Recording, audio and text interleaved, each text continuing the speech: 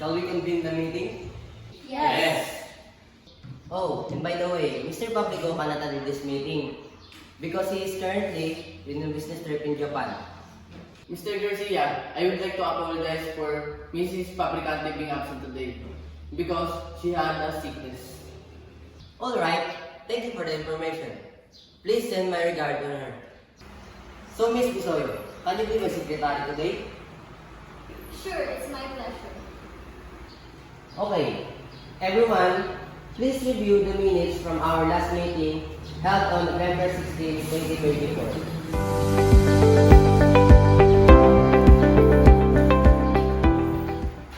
Are there any issues or amendments?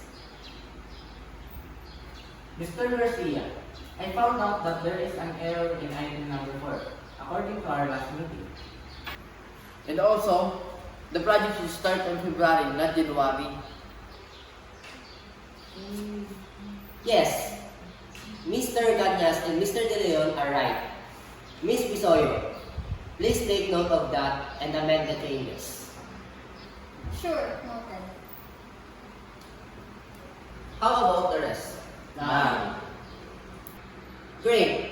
Then I'll group and sign them as an accurate record. Before we proceed to our main agenda, any matters arising from the last meeting's minutes? Yes, I wish to inform everyone that the finance department has approved our budgeting plan for the project. Well done. That's a great news for us. Anyone else? Alright, we finished our last meeting.